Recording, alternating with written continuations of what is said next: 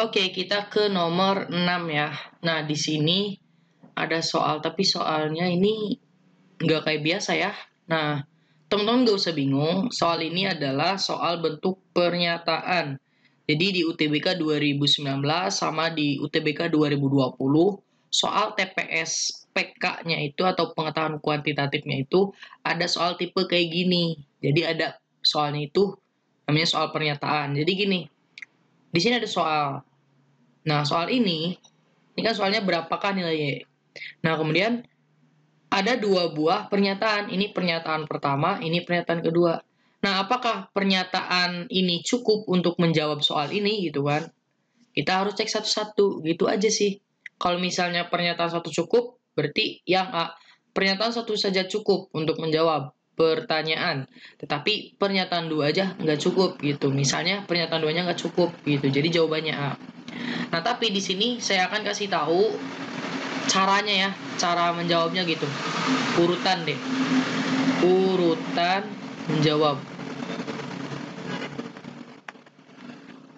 Urutan menjawabnya gini. Pertama, cek soal ya. Cek soal. Cek soalnya apa. Kemudian yang kedua, cek pernyataan satu.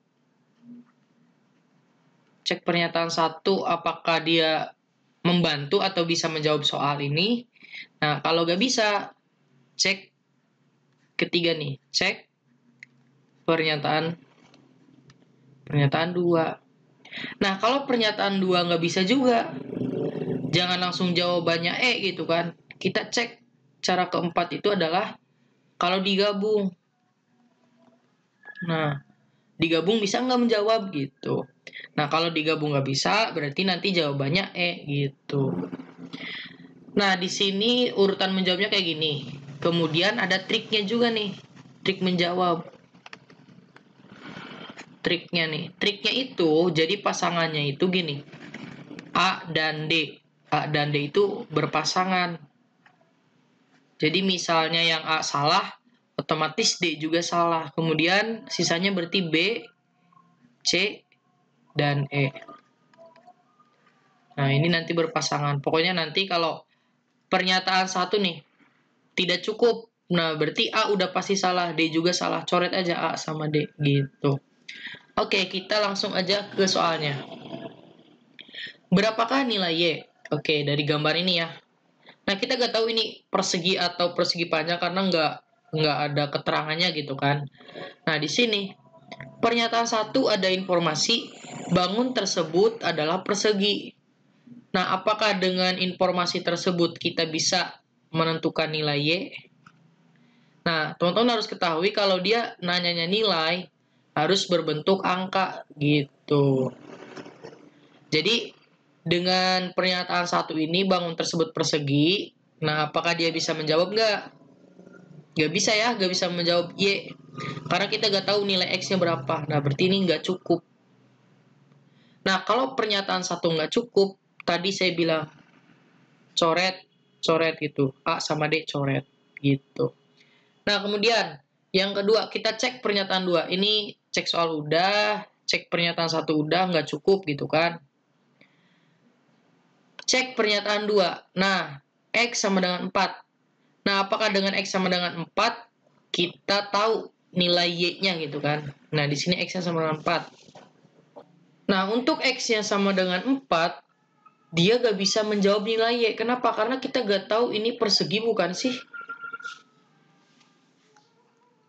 Nanti gak bakal ketemu karena ini panjang sama lebarnya kan beda. Kita gak tahu lebarnya berapa. Baru bisa nentuin ini kan. Nah, berarti pernyataan 2 aja nggak cukup juga nih. Nah, sekarang kita gabung. Coba gabung. Nah, kalau digabung, berarti katanya bangunnya persegi. Oke, kita buat. Dia bangunnya adalah persegi. Kemudian, X-nya 4, berarti 4. Nah, diagonal sisinya berapa? Kita tahu, gini deh. Kalau misalnya ada persegi, misalnya rusuknya itu A, panjang diagonal sisinya berapa nih? A akar 2, ya nggak? Udah belajar ya? Nah, berarti otomatis ini itu adalah 4 akar 4 akar 2. Nah, berarti di sini tuh 4 akar 2 gitu. Diagonal sisinya adalah 4 akar 2. Udah belajar ya, kalau nanti diagonal bidang itu A akar 3.